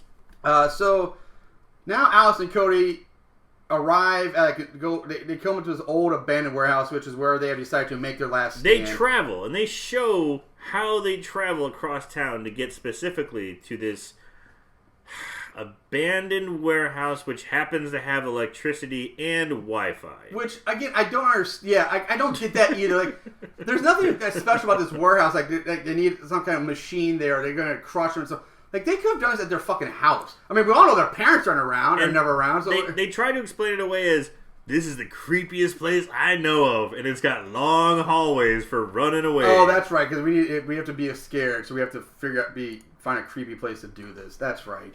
What might be scary for you may not be scary for me. You take the good, you take the bad, you take the both, and there you have the facts of life. The facts of life. You knew where I was going, baby. That's why we work. Yeah, but that's a great point. This abandoned warehouse has not just electricity and lights, but it has fucking Wi-Fi too. Like a good Wi-Fi like signal. Really good. Like not like cheap Wi-Fi, like good, like 5G or something like that. So they rig the place with security cameras too, like GoPro security cameras all over the place. And they go over their plan, and then they decide to split up. Cody stays at one of the monitoring areas to watch the camera feeds on his laptop, while Alice goes off by herself. And then they have...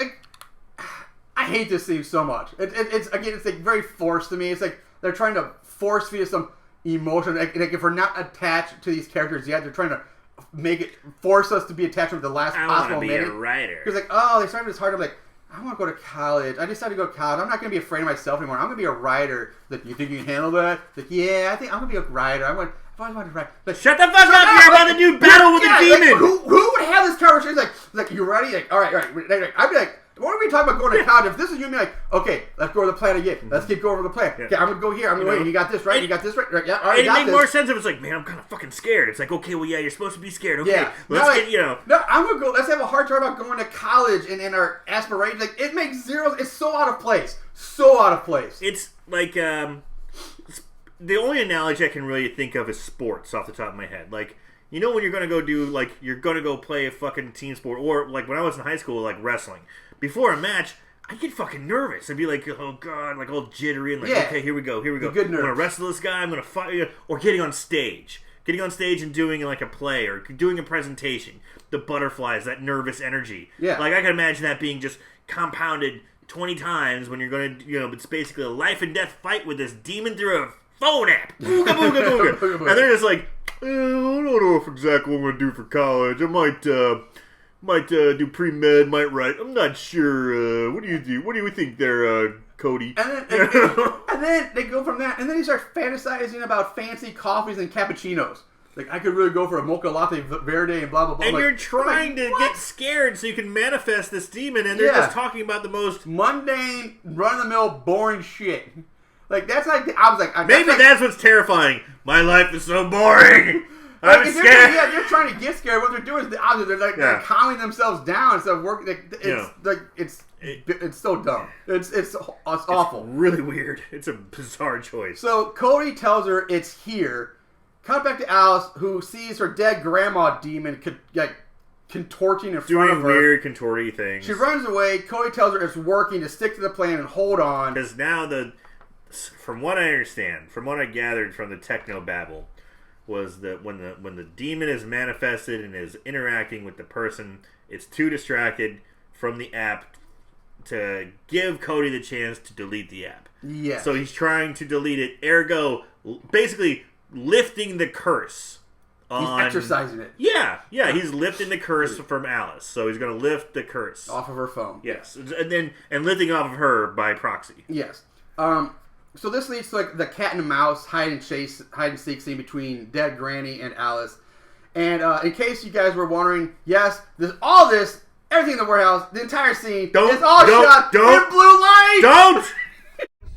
I'm blue, I would need, I would die, I would need, I would die, I would need, I would die, I would need, I would die, I would need, I would die, I would need, I would die, I would need, I would die.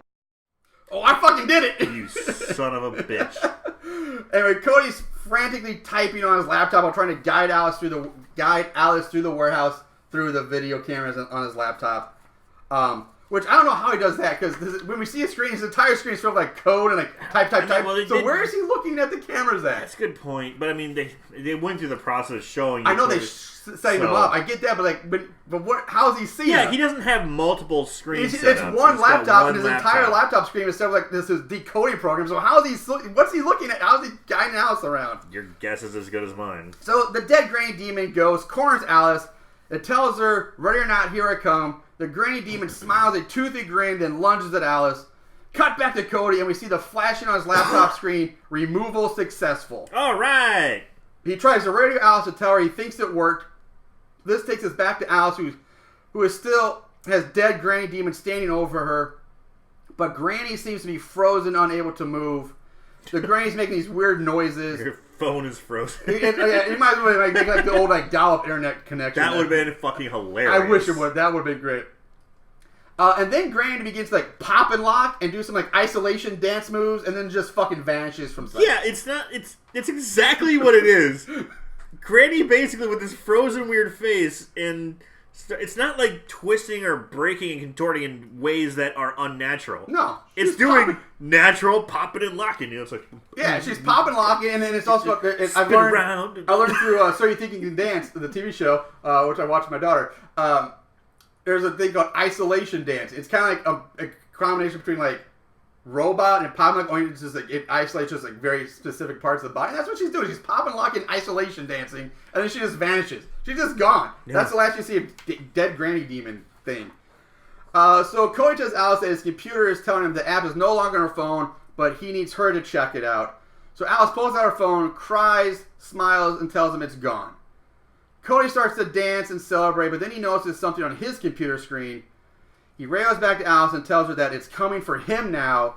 He also tells her that he needs her to get to the second station because she's closer.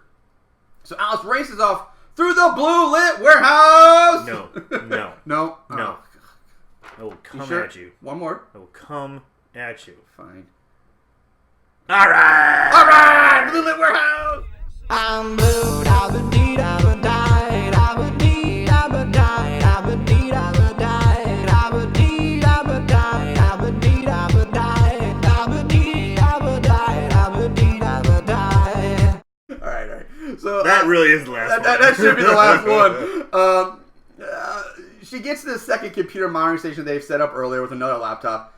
Alice desperately starts typing in code on whatever, and gives Cody a rundown of the progress bar, the little time bar. 84%, 85%. Yeah. When it reaches 90-something%, it freezes and a window pops up saying that the Blocked. program has been blocked. Yes. Dun dun dun. Turns out that Cody's own firmware is blocking the progress. At least that's what he thinks. My firmware. Oh, it's keeping my so I don't accidentally delete an app I don't want to. I have to be there in person, and I'm fooled by my own guardian. Yeah. I don't know. At least that thing was right. So he says something about firmware. Yeah, So, yeah, he dropped firmware again. Alice asks if there's another way. He says no, and seems Nope. like. And at this point, he's like, he comes to grips with his own fate. Like, He seems very comfortable with the I'm fact gonna die. that he's Yeah, I'm gonna die in this giant abandoned room filled with blue light. Blue light. No. We already said no. Oh, we already said no. God damn it! All right. Not happening. All right. So, yeah. Alice turns, runs away. Cody starts to walk away from his computer station. The lights go out. Mr. Bedeviled shows up whistling like Negan now. Cody drops to the floor, crawling backwards. And then Mr. Bedeviled appears and reappears behind Cody. Cody turns around, sees it, starts to crawl back the other way. And now we finally see Mr. Bedeviled in all of his glory. He is creepy looking, yeah, I'll give him that. But I should have been left in the shadows. Should have been, but I got a very Who Framed Roger Rabbit vibe when I saw him. Like, because for some reason it reminded me of like Christopher Lloyd at the end of Roger Rabbit when he goes like full cartoon mode. I see it You know now. what I'm talking? Like the Yeah. big eyes. It's like, Yeah. that's fucking Roger Rabbit shit right there, man. Had a voice just like this. The daggers come out of his eyes. That's exactly what I was thinking, man. The camera zooms in on Cody's face. He screams, blackout. Cut to Alice running into the room. The lights are back on. She sees one of Mr. Bedevil's long hands retract behind some concrete column. Off into the shadows. Yeah. Alice then looks over, sees Cody lying down on the floor. She drops to her knees, cries over his corpse as sweet piano music plays. Fade to black. Cut to Alice and her mom talking over FaceTime or Skype. And we see that, we see time has passed because Alice is now... She's in a dorm room. She's gone away to college. She's in a dorm room. Mom asks her if she's made any new friends, and Alice just says she has Milton and Chaucer to keep her company. So I guess we're just assume that Alice is refusing to make new friends because she's traumatized over all of her other ones being killed, and she's scared. Following her dreams as a writer. Yes. Studying Chaucer. I took Chaucer in college, and goddamn it, you took a whole class on Chaucer? Yes, I did. Canterbury Tales. I get, but an entire class. Yes. I get like part of like English 101 or Lit 101, but No. Well, this class. was like a 400 level class, so it was up there. But goddamn, that sucked. If you're reading Chaucer as a freshman, fuck you. I was a senior. I was reading Chaucer. So, Mom tells her that she's coming to visit next weekend. Like, yay! And then Mom says, start wash, and the washing machine turns on. I was like, hey, how'd you do that? And Mom replies saying, oh, I downloaded this new app. Check it out. Lights off. The lights go off. The screen goes dark, and we hear Alice going, Mom! Roll credits. That is fucking Bedeviled.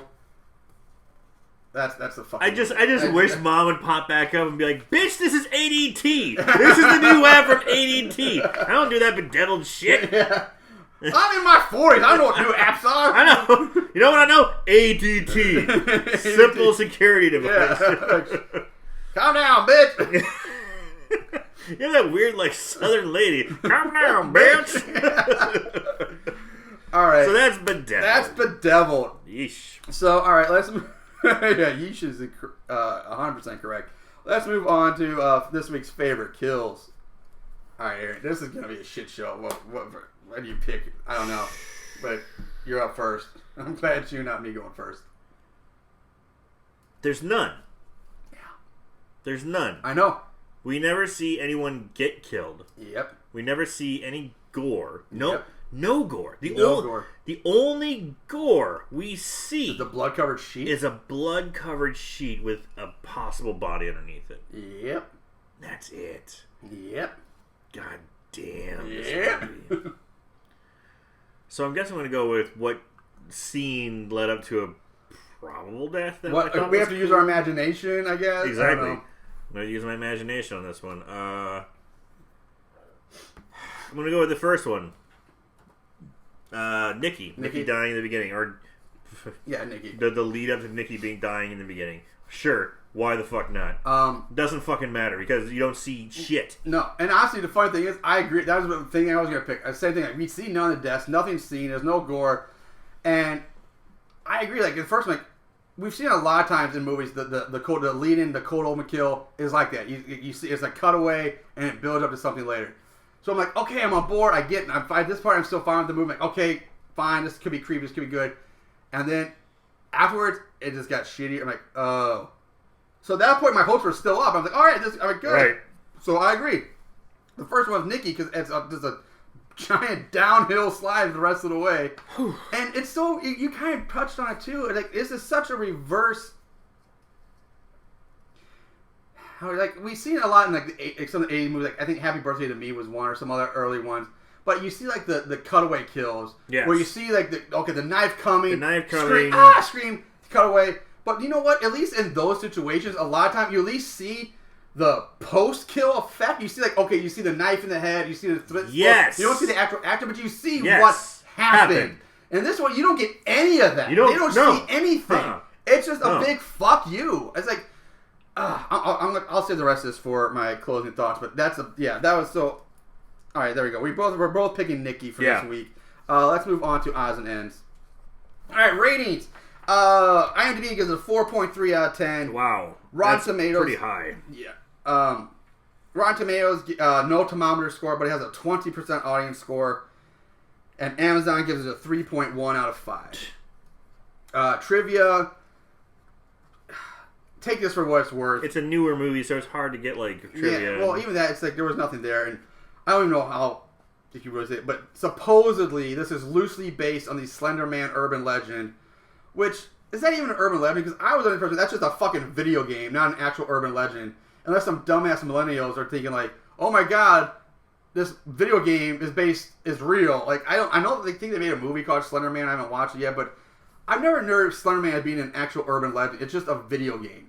That's in me, but that's all it was. It was a video game. Well, so I don't know. I have no idea. I cannot speak to Slender. I don't know anything about Slender Man mythology, where it originated, what it is. I don't. I'm very clueless to the Slender Man thing. I heard Slender Man from the game, and I've heard a lot of urban legends. You know, we kind of kept up on that because urban legends, in my mind, were much more of a thing when we were kids before the internet disproved everything. Sure. So urban legends, now it's like there are really no urban legends left. That kind of goes That's back. What I'm thinking. Are people making this video game into an urban legend, trying to make it more than it is? I don't know. I don't know what's going on. I don't know where the video game thing is coming from. It was just a horror, like a tiny little independent horror game where the first one you just walked around a dark park picking up pages of a notebook, and a Slender Man would pop up every now and then going, oh, and it would be like. Then you just go staggering your dead. It's like, okay, whatever. Right. But then it became a big thing, and now people are like, oh, Slender Man is real. I'm like, it's like saying Candyman is something real, you know, or I don't know. I don't know. Sorry. Speaking of Candyman, okay, do you know they're making Jordan Peele is going to be doing a reboot of Candyman? Oh, gee, is it really? Yeah, and you know what? I'm actually very excited and very interested to see it because Interesting. so far he's been knocking on the park, man. He's doing great. And at first, Tony Todd was he was like, I don't know. But once they go, Tony Todd, you're going to be in it, baby. Don't worry. He's like, I'm on board. So yeah, speaking of other horror movies, did you also hear that they're making a sequel to The Shining and a sequel to It as well? So Stephen King is getting his due. Well, I knew there was. Well, It is a two-parter. The It story itself is a two-part story. There's the part when they were kids, and then the part when they were adults. So it's a 2-part series. I haven't seen the new one. I just remember the old miniseries when we were kids. Well, the miniseries covered when they were kids and covered when they were adults. And the right, movie, but I'm saying... did you see the No, movie? I haven't seen the new movie. Oh, you haven't? No, that's what I'm saying. Oh, well, I didn't know if they were... This is not a surprise. Okay. This was planned. The Shining surprise is definitely a surprise. I'm like, really? A sequel to The Shining, huh? I'm like, I'm not sure where that's going to go or how that's going to be, but... Yeah, I mean, the sequel to The Shining, I mean, do they follow the kid who goes, Red Rob? Yeah, is it Red Rob Kim fold up, or is it going to be some new family that The Shining now is somewhere else? Are they going to have... Is it at a different hotel now? Is it gonna have, still going to be the Stanley Hotel? Like, who knows? Shit, what was the name of the actress who... It's not Shelley Long, was it? Margaret Kinner. No, not Margaret Kinner. What's her fucking name? It's not Lily Tomlin. It's not Shelley... Was it Shelley Long? Shelley Duvall. Shelley Duvall. Shelley Long, I think, was a blonde. Wasn't it Shelley Duvall, though? Maybe. Is Shelley Duvall? Are they going to have Shelley Duvall's old ass out there? Jack Nicholson's like, this is my last movie. I got unfrozen. I'm not frozen headface anymore. Anyway. Curious where they're going to go with that one. Budget, I couldn't find any budget on this. I like how we started talking about other... As soon as this movie's over, we're talking about other shit right away. No budget, no other trivia really worth mentioning. So let's just go straight to 5-star reviews. There are 5-star reviews on this one. There are. There's some sad individuals out there. There's 43 total reviews of this movie. 30% of them are 5-star, or 26% 1-star. So it's pretty split. Yeah, pretty evenly. pretty much even. And then the thing is, all right, go on. All right, so from Alyssa B, titled "Look Out, Bixby and Siri." I don't know what Bixby is, but Siri. Nowadays, you can't find really good horror movies that are actually scary. The idea behind this movie is original, and the storyline was focused on keeping the viewer engaged. With this movie, it wasn't the music and the emphasis points that made me jump. It was the creepy characters and their creepy, menacing grins. So creepy. 5 stars. From J Paradise, good movie, just not a movie I would watch again, but gives it 5 stars. Asshole. Yeah. It's you. It's motherfuckers like you. When people like tune in like, well, it's got a pretty decent rating, maybe I'll watch it. It's assholes like that. It's like, I wouldn't watch it again. That's a 3-star at best, asshole. Well, leaving that brings us to Solmar, who writes, was okay. 5 stars. God damn it. And if you're going to take the time to make a ranking, speak from the heart, man. This isn't just liking people's pictures on Instagram. It's like, oh, it's a good picture. It's a good picture. It's a good picture. There are several. There are subtle levels. There are levels. There are 5 levels you can choose from. Yes. Flashman from Hello. This is one of the worst movies I've ever seen, and I love it. What? If you go into it expecting a genuine scary horror film, you will be disappointed. However, if you're looking for hilarious, corny pile of garbage akin to The Room, then you will probably get some enjoyment out of this. Awkward line reads, clunky dialogue, abandoned plot threads, inept story, social commentary. This film has it all. 5 stars. Fuck that review. Yeah. That's the worst type of review. Because we do that shit. That's our whole podcast is based around so bad it's good. And god damn it, I'm not getting it from this fucking movie. I agree. There's way better schlock out there that's so bad it's good. No, this is not yet. What an asshole. I agree with you on that one. Alright, so moving on to the 1 stars. From Christopher Metcalf. Fill an ice cream cone all the way up with ketchup and take the biggest bite you can out of it. It was kind of like that. 1 star. From Anthony Paschal. It was so boring. I thought it was a Lifetime movie. 1 star. Excuse me. I can dig that. From Leonard B. Corso. Stupid in every way possible. Uses every idiotic horror cliche in the book and fails to have a point, a story, or any entertainment value whatsoever. Do yourself a favor and watch anything other than this streaming pile of garbage. 1 star. From Isabelina Gonzalez. I don't even remember buying this. 1 star. It's like our kids. Yeah. What's a scary movie? I'll watch this. She's like, God damn it, kid. And lastly from Shoff, S-H-O-F-F. Shoff. Titled Utter Ethnic Trash Plotline. Whoa. Where are we going here, Shoff? I don't know if I like this. What's sad is that in 2017, this is the best some people come up with to a new horror and real life action emotion? Question mark. Oh, the typical, hey, LMAO, I'm a black guy who isn't racist, but I got to let everyone know this while calling out white people. But as long as I get my white girl moment and Abe Lincoln, I'm fine. Oh, hey, I'm the other forced white hookup, a stereotypical Asian who fears something that has to be Asian. The chick is scared of a stuffed animal, then like 30 dots. Andy Barclay would literally want to shit on her pathetic acting and roll like the rest. Quote, oh, let's be original. Yeah, killing the MC boyfriend no less at the start of the film just for the black guy. Well, I defied horror films. So much crap. And I finally got to the part among all the other modern day solutions where the crap, and even though oh my god, sorry, this is horrible writing. I finally got to the part among all the other modern day solutions that were crap, and even thought just to end at the part where the two last survivors start making flirts and laughs from one another.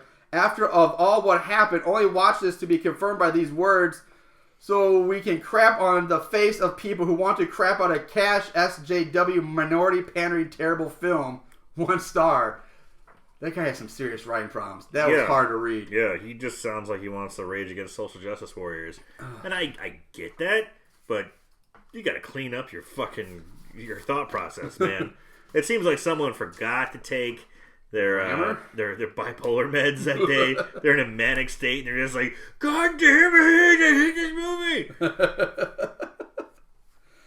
All right, so that's what other people thought. So what do we think? Let's bring it to final thoughts, our final closing remarks. Aaron, take it away. There's a lot from this movie I actually didn't have a problem with. It was shot clean. It was shot very clean, very, it seemed to have, I guess there was no budget. Yeah, I couldn't find it. Yeah. So, because I was about to say, we totally glossed over that part. I mentioned that we didn't have it. Yeah. So, it had to have some budget behind it. It was a very clean shot. It had it had the standard drone shot in it also. But even though they exhausted, and don't you fucking touch that dial, the blue lighting, they exhausted it. But it still looked creepy. It created mood. They had a lot of things going for it, and they had a decent idea. Don't get me wrong. It's bound to happen. Someone's going to make this movie. An app that can, fine. Honestly, I think it's already been made before. Sure, and it's all set up there. But you don't deliver on any of the goods. You have they had a great setup. It's like going to the White House and getting fast food. Which is exactly what our president has done. You have all the ambiance, you have all the pomp, and everything's great, but when it comes down to it, you're eating shit. That's what happened. You don't have the payoff. Everything's pretty. Everything's good. You have the disposable characters that can act well enough to get, at least get you from one hump to the next. Give us the gore. Give us the kills. Give us the special effects. And you have none of that. None of it. None whatsoever. If you gave me good kills on top of this, I'd say so bad it's good. Don't get me wrong, it's got its problems, it's got its holes, but because you don't give me anything, you don't give me even a goddamn taste of gore, of violence, of a kill, of a fight, of a stab, of an axe, of a knife, of a sword, of a fucking it doesn't matter. Nothing's there. Fuck this movie. So bad it's scary. Well, I don't know if I can really follow that with what I agree with you 100%. I will say the opening scene with Nikki and the blue light. It's a great setup. This movie makes me blue. I'll say that. At first, because there were some camera scenes in the lighting, this is really, atmospheric. It looks, the blue light was it was a pretty blue. Okay, I like it. But then, Jesus Christ, did they take one good thing and just ride that shit into the ground? Yeah. There are things that are blue that shouldn't have been blue at all. But everything you said, I agree with. the devil, demon, creep, Slender Man thing looked creepy until the Roger Rabbit part. Yeah. But that was good. There was some creepiness there. That was fine. I get like somebody's gonna make this turd of a plot. Take this. Like the premise is it's gonna get made certainly, and it's probably gonna be made a bunch more going on in the future. It's probably just gonna get more. It's been done in the past. I think there was like one where there was like a video game was killing people or a camera was killing people. I don't know. It's weird shit. But like we already kind of touched on, the Ring did it really well, but it's still. It could have been better. Like just give us. It needed more. You know what I would love to see? I wanted to see the kills. I wanted to see, or at least the post-kill mess. Like I want to see what happened to these characters, not just okay, they're dead. Move on. Yeah. Like okay, like you don't see anything. Yeah, which makes it like okay, if we're supposed to get at all it's any kind of attachment to these characters, which you really don't. I mean, maybe Alice a little bit, but otherwise, like, it certainly doesn't help when we kind of basically disregard their death scenes as such basically a throwaway napkin effect. Like, oh, who cares? Throw it away. It makes it less. Makes the character seem even less substantial. Oh yeah, Haley. Oh yeah, she's dead. Now we're moving on. Yeah, it's like, oh, she is. I never saw her. Yeah, and they don't even comment on her death. Like, okay, stop. Her or I forget the Asian character's name. Dan. Her or Dan. They're just like, oh yeah, they're dead now. They're dead now. Like, okay, well, it was to be expected. Let's move on. I can't really say. I don't think I can say much more to say than what you already covered. So I agree with you again. So bad, it's scary for this one. You know what I would like to have seen? Something like when the teddy bear is running after her, and it just would stop and then just grow into this monstrous, evil, horrible, shark-toothed creature, bear stuff. That would have been cool. Like, something like that. It's like, okay, okay, creepy, weird little bear running at me, and then it's like, oh my god, it's grown into this, like, a physical... Then I wouldn't have any problem with her hiding into a room. That'd been awesome. And then see her fight with it kill her, she loses. Same thing with the creepy, like, water lady. Like, she just like she gets crazy and like grows fingernails or teeth or something. Maybe honestly, I would have been okay if she vomited up water into Dan's mouth and made him drown that way. There's something perfect. Something. Give us something. Yes. Instead, it gave us a giant cock tease and left us with horror blue balls. I mean, I'm telling every motherfucker about this movie. Do not watch it because your balls will be so blue. Blue! Good night, Moon Goons! You know what's going to be the best about before filming that? Is there's no sound.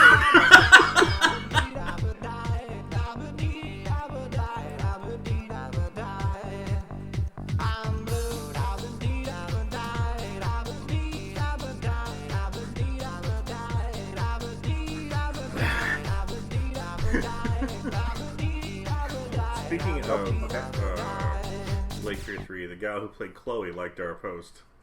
Really? Yeah. Might not like our review.